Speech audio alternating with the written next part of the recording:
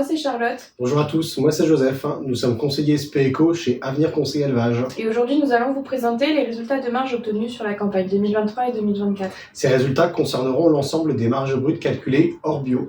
Cette année nous avons enregistré chez Avenir Conseil Élevage 330 marges brutes.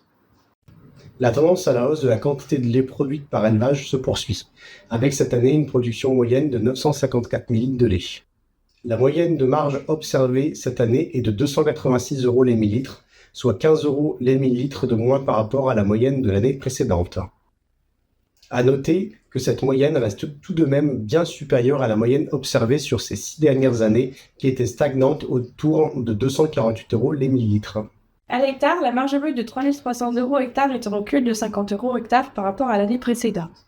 Cette année, le chargement, lui, est de 1,95 GB hectare, ce qui est assez élevé grâce à de bons rendements en maïs et de nombreuses récoltes en herbe sur 2023-2024. Globalement, l'écart de 15 € les millilitres que j'ai énoncé précédemment s'explique par une baisse du prix du lait d'environ 5 € les millilitres comparé à N-1. On note également un léger recul du produit viande avec une baisse de la valorisation du prix du kilo d'environ 10% comparé à l'année précédente. Le coût alimentaire, lui, reste stable, mais à un niveau légèrement supérieur à celui connu ces 6 dernières années.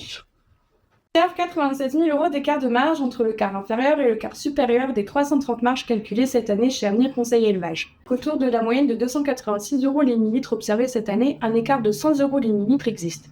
Cela signifie que le quart inférieur enregistre une moyenne à 236 € les millilitres, quand le quart supérieur enregistre lui une moyenne à 336 € les millilitres.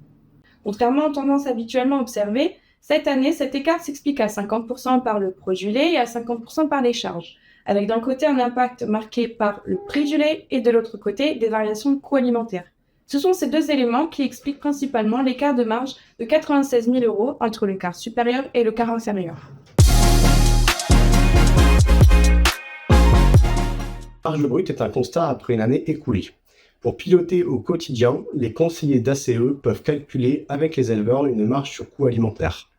Cet indicateur considère le prix du lait payé à un moment T comparativement à la ration distribuée et au prix des aliments à cette période de l'année. Ainsi, l'éleveur peut constater et comparer son coût alimentaire, l'efficacité de sa ration et sa marge sur coût alimentaire en euros par vache et par jour, puisque, rappelons-le, le prix du lait et le coût alimentaire sont les principaux leviers impactant la marge brute globale. Maintenant, si vous souhaitez approfondir votre situation technico-économique, vous pouvez réaliser avec les conseillers d'ACE le calcul du coût de production. Comme vous le voyez sur le schéma qui apparaît à l'écran, cette méthode considère également les charges de structure d'exploitation. Mais ça, on vous l'expliquera dans une prochaine vidéo.